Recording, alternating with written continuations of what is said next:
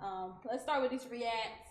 YouTube's darkest video 7. We watched number 6 and it was crazy. That nigga sold his mama out for like $2,500. We saw that man get washed away. It was crazy. So we gonna watch the next one, the one that happened before that. Shit ain't loaded. I haven't pressed play yet. I haven't pressed play. Here we go.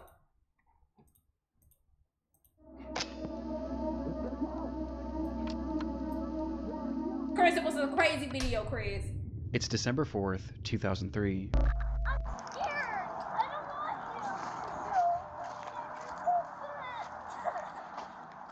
you. I'm gonna go try to get them to stop doing that. Wait, what happened? A police officer walking in a local park in Arlington, Virginia, is approached by a concerned family, claiming that someone in a nearby neighborhood had been shooting off a flare gun. The officer could hear it too, and following the sound, he eventually found himself at the home of 56-year-old James Yu. The man lived alone in his half of this duplex, and was described by neighbors as a recluse, known to exhibit unusual behavior. Across his social media, he made posts claiming that he was the victim of fraud at the hands of all sorts of government agencies, as he had a deep distrust of the US government as well as law enforcement, and he believed that numerous people were attempting to kill him, like his ex-wife, the FBI, and even his neighbors. His posts seemed entirely nonsensical, and so did many of his actions. In the months prior, he had covered up all of his windows with garbage bags and aluminum foil, and he even wrapped his trees in toilet paper. And though these actions are entirely harmless, on this day, things were becoming far more troubling. What the fuck? When police arrived at his home, Yu would be seen firing his flare gun out of his window and into the air, over and over again, and despite repeated attempts to get him to stop. Arlington County Police! Stop shooting the flares! Mr. Yu! He didn't let up, shooting 41 flares in the span of just 25 minutes. And he did it all with no explanation. In fact, he didn't even say a single word. Understandably, police were eager to get Yu out of his home for questioning, as at this point it wasn't obvious whether or not he was a threat. And so for hours and hours they called out to him, first asking and then demanding that he exit his home. James, Arlington Police, come to the front door with your hands up. Do it now. We have your building surrounded. But still, there was no response. Growing impatient and worried that Yu might be planning something, the police would eventually bring in a specialized vehicle to bust down the door and spray the inside of the home with gas, all in an attempt to draw Yu outside. James, stay away from your front door. Stay away from your front door, James. They broke down his fucking door. And in response, Yu began firing once again. Only this time, he wasn't using flares.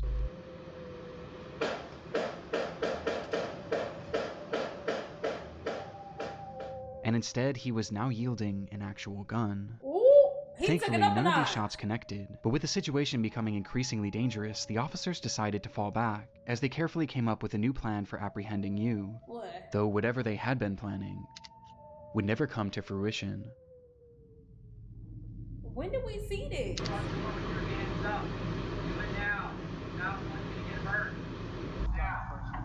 Yeah.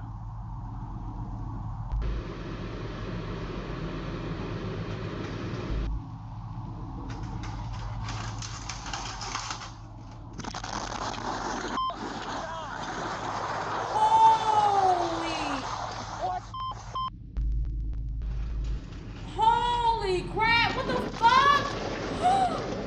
His whole house!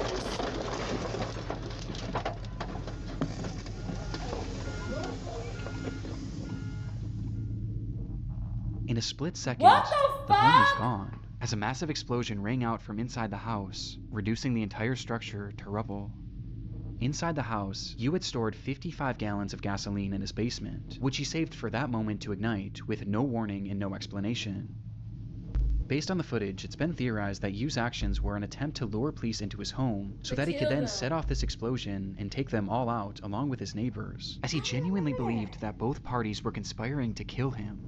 Though somehow, when the smoke cleared, no civilians or police officers had so much as been injured. Oh, thank All that was God. found in the rubble was the remnants of a single body. Though for a moment, this wasn't the end of James Yu's story. Before that body could be identified, reports across social media began emerging showing that James Yu was somehow still alive. And how he alive, he just blew himself up. After the blast, comments were being made on what appeared to be Yu's YouTube channel, Oh, where he that's stated how. that this whole thing was a cover-up and that he wasn't even inside the home when the standoff started, which looking back, we never actually see him, and we also never hear his voice. Numerous posts pointing out this development would go viral and cause mass confusion about the story, which was only heightened when it was revealed that the body inside that building was in fact James Yu. Though in the end, it wasn't really as mysterious as some originally thought. As it turns out, the post showing these comments failed to realize that this wasn't actually Yu's account, and instead it had a completely different username, with the account likely having been created as nothing more than a hoax. To this day That's though, there are weird. some that still believe that this was all some sort of massive cover-up, but in reality it just seems that this was the result of a man gripped by crippling paranoia and loneliness, with it all coming to a head in what has gone on to become one of YouTube's darkest videos. Bro, what the fuck? Do you know how much, first of all, how much time and money he probably spent on that just to kill himself? His whole house collapsed in one blow. In one blow. Nah, I never seen that. If I did, I definitely wasn't paying attention because I would remember something like that. That's the way to go. Oh yeah, this about to be a good video. I can already tell. We started off strong. The internet is a dark and disturbing frontier. This year alone, countless people have fallen victim to high-profile data breaches, raising serious concern about personal information security. Ticketmaster experienced a breach compromising over 560 million of their customer records. But most alarming of all, the National Public Data announced that they too had suffered a breach, where a staggering 2.9 billion records were leaked, potentially impacting every single American. And these leaks included critical personal information, such as full names, addresses, dates of birth, phone numbers, and even social security numbers. If you haven't been taking your online security seriously, then it's time for a change. Though thankfully I feel secure because I've been using today's sponsor. Oh nigga, you almost had me, nigga. I thought you was still in another story, nigga. You almost had me, bitch. Yeah, he almost got me. There was really nothing else like it. This obscure 27,000 square foot structure allowed visitors to enter into what must have felt like another dimension. It was an exhibit called Dream Space, and was the creation of British artist Maurice Agus, a 74-year-old artistic visionary obsessed with the idea of creating large-scale surreal environments, and this was his magnum opus. The structure was inflatable, akin to a massive bounce house, and once inside, guests were confronted with a labyrinth of brightly colored walls and cells, twisting and turning into some sort of surreal maze that patrons were told to lose themselves in. This piece of art premiered back in 2004, and due to its inflatability, it was actually built to travel, making stops in major cities in the UK, before it was eventually set up at Riverside Park in Durham on the 22nd of June, 2006. The very next day, 68-year-old Elizabeth Collins would visit the area with her husband and her daughter, as well as her 14-year-old grandson. And spotting this unusual structure in the distance, Elizabeth's grandson insisted on checking it out, excitedly taking off his shoes and running inside. And while the rest of the group was more apprehensive about entering, Elizabeth eventually decided to accompany him, leaving her husband and daughter on the outside, though not before turning back to them and joking that she was going in to find peace and serenity. Outside, Elizabeth's husband and daughter sat at a nearby table and enjoyed a cup of tea whilst conversing about the events of the week, only for the man to turn his head and notice that Dream Space was slightly moving, to which he excitedly said, "Oh, it's a ride, it's a ride. I wish I had gone on it." The daughter then turned her head to see the structure as it began to rise up off the ground, to which she chillingly responded,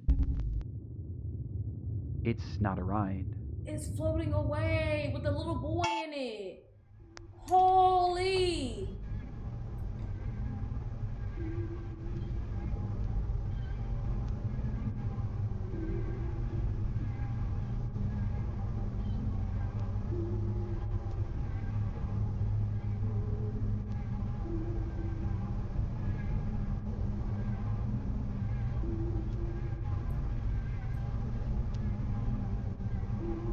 Bro, the way I would have been panicking so bad.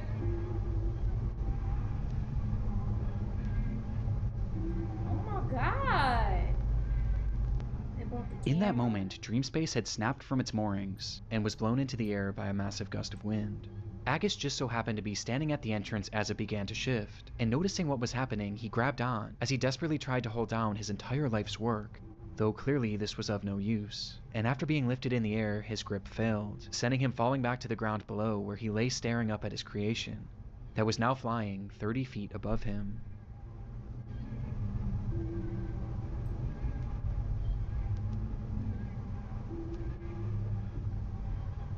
Bro, look how many people are there too. There was probably so many people in that. Inside, there were as many as 30 people who were now being thrashed around this giant inflatable structure in a scene that I truly can't even imagine. The claustrophobia of it, the dizzying colors, the screams. It's genuinely one of the most horrific scenarios I've ever heard. The inflatable structure was airborne for well over a minute, folding into itself before finally crashing back down into a parking lot, leaving behind what was described by witnesses as a field of bodies. Worst of all, the majority of those in attendance were families with small children, with one 7-year-old girl recounting her experience, saying, "It was very scary and people were screaming. I saw a lady clinging on and then falling out, and then she was lying on her back with people around her. I think she died." This lady was most likely 68-year-old Elizabeth Collins, who had been ejected from the structure when it was in the air, with her injuries being catastrophic and unsurvivable. Bro, I didn't even think about Of all the falling others now out sprawled of throughout it. this field of grass, most were left injured but thankfully not in serious condition, though this wasn't the case for 38-year-old Claire Fromage, who had been inside during the accident with her 2 children, and despite her kids surviving, she was sadly not so lucky, with Claire and Elizabeth being the sole fatalities of the incident. Damn, bro. The video That's so is sad. terrifying, and though it's easy to say that this could have been so much worse, It's like a considering maze, how many like a people were in dream space at the inflatable time, maze. the consequences were still catastrophic, as it devastated 2 families, and likely left many others at the scene traumatized for life, especially the young children. But how could this have happened? Yeah, Well, that that's day it. was particularly warm, which likely caused the air inside the structure to expand, causing a hot air balloon-like effect, which was then exacerbated by sudden strong gusts of wind, which eventually caused the structure to go airborne, as in the end it just wasn't properly secured for the conditions. Soon after the incident, Maurice Agus was arrested for manslaughter, though he would ultimately only end up paying a small fine, as he vowed to never create a large work again. Damn. Just a few years later, in 2009, Maurice Agus would pass away, with his legacy forever being defined by this devastating footage. Holy. That would have been terrifying as fuck, bro. Happy birthday to you. Happy birthday to you. Happy birthday, Serena. How he get charged? Nigga, cause it's his shit. It's his shit. You are liable. You are liable for those people to go in your shit. If something happened to me and I'm in your shit, am I in your thing? You're liable, ho. That's his business. They're definitely charging him. Still. If you go on a roller coaster and let's say something happens to the machine and you get hurt, who you gonna sue? Who you gonna sue? The company of the roller coaster. You're not gonna sue the machine. You're not gonna sue the animatronics. You sue whoever owns that shit, and you seek charges from them. You speaking about suing? Well, he only had to pay a fine. He got charged because death was involved. That's why it went to the extreme, because 2 people died. But he didn't end up going to jail. He just had to pay a fine. He just had to pay a fine. He didn't go to jail, so he just had to pay money. But I would have sued like a motherfucker. I would have sued if I was nowhere near that. I'm talking about I could be hundreds and hundreds of feet away in my car in the parking lot. I would have still sued for emotional distress, for all of the shit. I would have sued. Fine for dead people. Hey, that's what. I don't know how they got to the 2 people dead. You just pay a fine. That's crazy. That is insane. But I'm sure his lawyer did some crazy shit, like some illegal crazy shit to get that down and pat. Because there's no way. There's no way. That and privilege works well for him. On October 2nd, 2006, police entered the home of 31-year-old Elaine Campione, where inside they found the woman speaking incoherently. Next to her was a VHS camera, depicting a series of disturbing events that had transpired within the home over the previous months and days, with the footage eventually finding its way onto YouTube. Hi, Serena. That was It's creepy. August 8th, 2006. Happy birthday to you. Happy birthday to you. The tape starts with Elaine pointing her new camera at her daughter Serena. It was her 3rd birthday, and to celebrate, Elaine had left a brand new bike in the living room. A present. What is it? Aw. Bye. Days later, the footage continues, showing Serena once again as Elaine asks, How does Mama love you? This much. Oh, I love you more than that. How much does Mama love you? Elaine then shows her other daughter Sophia, who was just a baby, before turning the camera on herself and showing the kids how the device worked. I think so. See how the camcorder works? Yes, the farmer. Hopefully. Look. Hi. Is that Mommy? Hi. So far, the footage seems like nothing more than your standard family home videotape, and appears completely wholesome. Right. Though with the next recording, the tone begins to shift, and things start to become slightly concerning. This is a deplorable, horrible, messy, filthy apartment that supposedly my 2 children and I live in, and it's just a horrible, horrible mess. It don't look a mess to me. I think Diego Campione is totally in the wrong, and I hope he burns in hell for all his sins, the same as Leonardo. As Elaine shows the camera her home, she begins joking about how they are living in deplorable conditions, before randomly calling out 2 men who she says she hopes burn in hell, all while her children are in the same room. She starts to grow more and more agitated. All I wanted to do was take care of my 2 little girls and live happily ever after the 3 years of physical, emotional, and mental abuse that I endured tremendously by Leonardo Campione, and then the past year from Anna and Diego Campione, the mental and emotional abuse. Outright saying that she was abused by a man named Leonard Campione, who happened to be her ex-husband and the father of these children.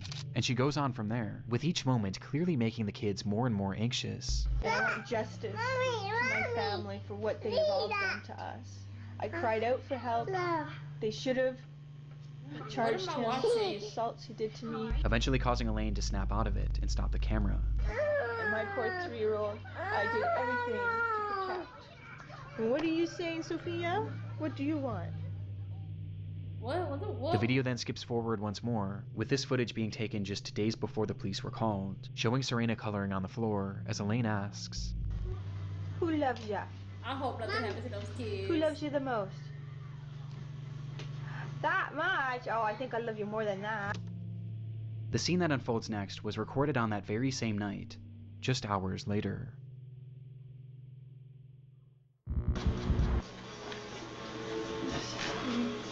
Recording this because Leo and there, are you happy? Everything is gone. You wouldn't give peace. You wouldn't tell the truth. You didn't care about our babies. You didn't care about me. You cared about yourself. All you did was hurt us. What's gone? In the video, Elaine states that everything is gone, What's as she speaks gone? to Leo directly, accusing him of having ruined their lives with his constant abuse. You are truly the devil. And I hate you. I hate you. I hate you. I hate you. I hate you. I hate you. And I want you to know how much I hate you. Disturbingly, the children were nowhere to be seen in this footage, with Elaine eventually addressing them by bro. saying, God believes me. And God's taking care of them now. You're protected by God. Thank God. Oh my God.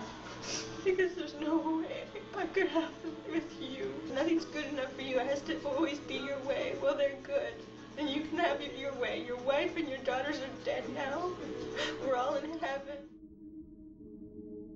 Heaven? according to Elaine, not only were her children gone, but she was too. She stops the recording soon after. What Despite the saying fuck? this, the camera would actually start up one more time, where Elaine describes how she was still alive, despite having attempted to OD, which prompted her to call the police. When officers arrived at the home, both Serena and Sophia were found laying in her mother's bed, holding hands, and wrapped tightly in rosaries. Neither of them were alive. Jesus Christ, bro. 2 nights prior, and directly before filming this message, Elaine had brought them both into the bathroom, as it was time for their nightly baths. And Don't once in the tell me. tub, she told them to play a game, Don't one tell where me they would that. place their heads beneath the water and blow out bubbles. When they did this, Elaine held their heads down, and she didn't let go until she was certain they were gone. Jesus Christ. This footage is some of the most disturbing that I've ever seen, as we get a glimpse into Elaine's descent into madness, in the moments directly before she stole her children's lives. But all of this leaves one obvious question. Why?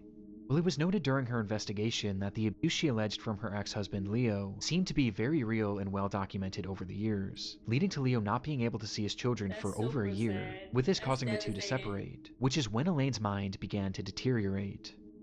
She began believing that people were following her and were going to kill her, with this fear of people eventually shifting to a fear of aliens, as she claimed to have seen them on numerous occasions, believing they were following her. Because of this fear, she refused to let her children out of her sight, not even allowing her own parents to look after them, causing her to become so attached to these children that she genuinely began to believe that they were all one entity, which made things incredibly concerning when she became suicidal and eventually attempted to take her own life.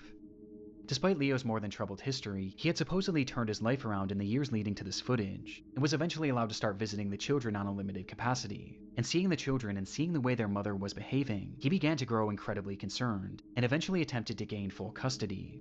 And it was this bitter custody battle that seemed to be the ultimate factor that led to Elaine ending the lives of her children. God's Jesus taking care of Christ, us bro. now. He's protected by God, thank God. And thank Him. Because there's no way I could have him with you. Elaine Campione would be charged with 2 counts of murder and would eventually be sentenced to life in prison, with a possibility of parole after 25 years. Today, she's held in a minimum security prison, where she's free to leave once every weekend to attend church and other functions. So you get to leave, you get to live life and leave prison and go out and socialize and get the word and gospel, but your children cannot, bro. Your children can't. You killed them and then you continued on living your life and can get out and is getting out, going out in the streets. What the fuck, bro? That's so fucking sad. What the fuck? Why is it always the case of like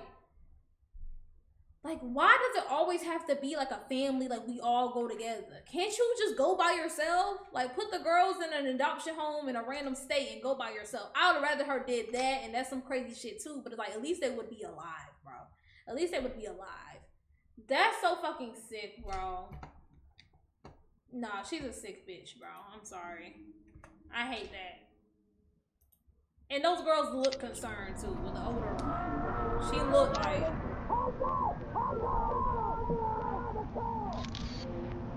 On April 18th, 2010, a 39-year-old man named Gavin Collins was released from the HMP Ranby prison in the UK. His freedom would last less than 24 hours, as the very next day he suffered a severe mental breakdown, the result of which was captured partially across several video recordings that later appeared on YouTube. This is the story of his rampage. It began at approximately 9 a.m. in the city of Nottinghamshire when Gavin left his home. As he walked down the sidewalk, those in the area reported him acting strangely, muttering to himself that he was Jesus and that he was invincible.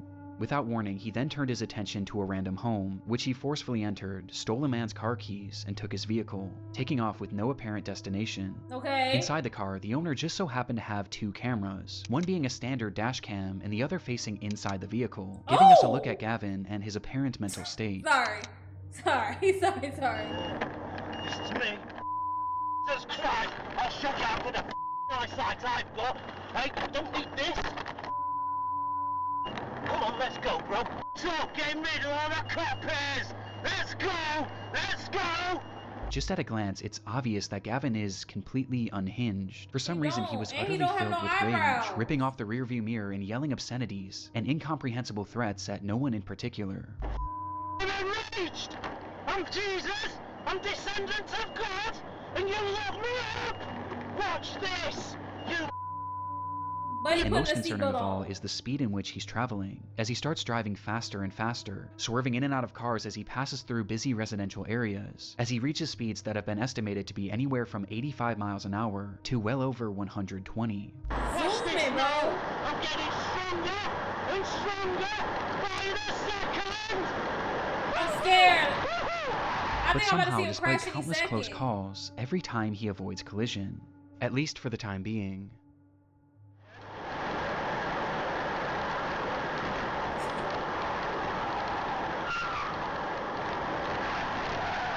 Oh! In an instant, Gavin smashes the vehicle into a brick home at full speed, with the impact being devastating. And yet somehow through the destruction, Gavin was not only still alive, but completely unharmed, and also completely unfazed. He pulled himself from the wreckage and immediately turned his attention to a woman driving nearby, and within moments he had forced his way into the vehicle, and was behind the wheel once again, continuing this deranged driving spree, until once again he crashed. And much like the initial collision, he survived, walking away unscathed before turning his attention to another random home. In pursuit of stealing his third vehicle, I'm not gonna lie, somebody come up to my car and I don't see that they have a gun, literally GTA IRL. If they don't have like a gun pointed at my head, I'm running their ass over. Even if they have a gun pointed at my head, I'm running their ass over. I'm in the car. I'm running you over. You're not gonna take my shit, nigga. I'll go to jail. I'm gonna run you over. he grabbed a nearby concrete slab and began to smash through the home's doors, bloodying his hand in the process, before eventually making entry. Inside were a mother and her 2 children, one of which was 5 years old, and the other wasn't even a year. Gavin approached the terrified family, yelling and demanding that the mother give up her car keys, telling her that he was Jesus, and that, "Because I am Jesus, I will kill you if you don't give me the keys." And without hesitation, she did as he said. Gavin then went to each member of the family, and with his injured hand, he drew crosses on their forehead, out of his own blood, before taking off with his third stolen car. My God, bro.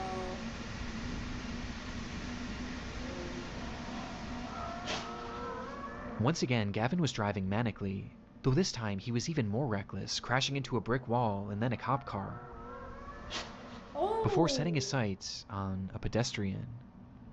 Nah. While speeding through a neighborhood, Gavin would see a man standing innocently near a bus stop, and for whatever reason, the sight of this man enraged him, causing Gavin to slam on the brakes and reverse the vehicle, stepping on the gas as hard as he could, and crashing directly into him, leaving him lying there with devastating injuries. Jesus Christ. Gavin quickly exited the vehicle and found the man lying motionless on the ground, prompting him to shout, "I've killed him. I've killed the devil." Minutes later, Gavin would crash yet another car into yet another home, though this time the police weren't far behind.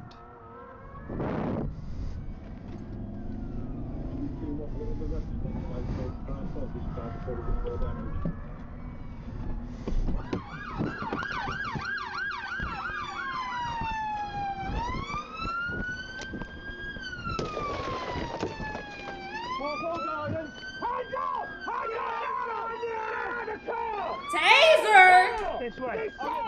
Taser? Nigga, in the States, nigga, they would have had every type of gun on your ass, the dog, everything, every weapon you could think of would have been on your ass. A taser? Nigga. Nigga.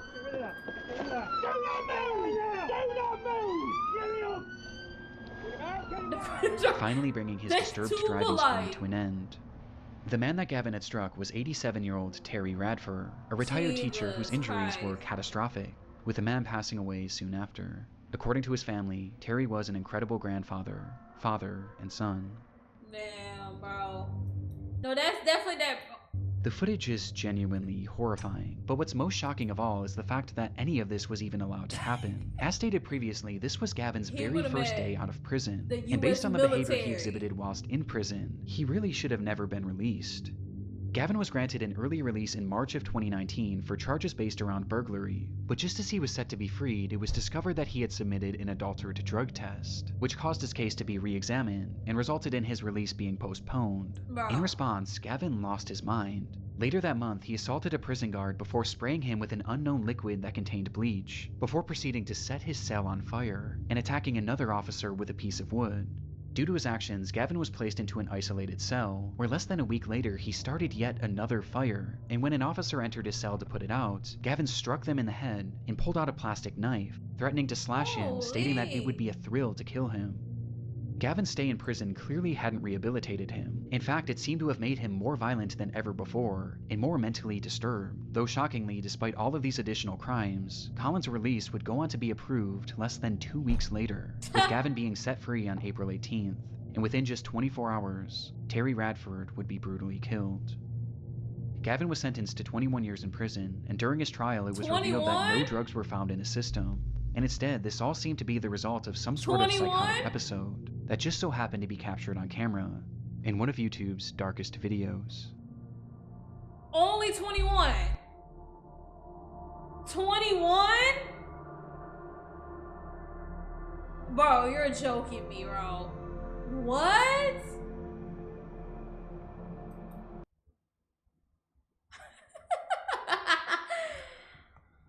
Drugs was in his system. I don't even know what drugs they said. I think he just said drugs.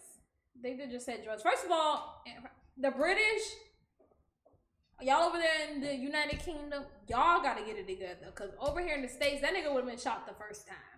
Okay? Not even by the cops, by a civilian. Okay? You would have came up to somebody's car, you would have got shot. Let's start there. 2, he's setting police on fire, knocking them out with wood, stabbing them, throwing bleach in their eyes, and y'all still let that nigga out? If he gonna do it to the officer, what he gonna do to the civilians? What is he gonna do to the civilians? We screwed. Oh, Jesus Christ, bro. Whoever that judge was is so fucking dumb, bro. He's going to survive the full 21 years, get out, and do that shit all over again. Like, he's waiting for the day right now. He's in his cell bouncing. Oh, I can't wait. Oh, I can't wait. He had an adrenaline rush for that, bro. That's crazy, bro. W fucking video, though. I kind of like these little videos. They crazy as fuck. I did not know these videos were lingering on the YouTube. You could just have these up on the YouTube. W fucking video. W Nick Crowley.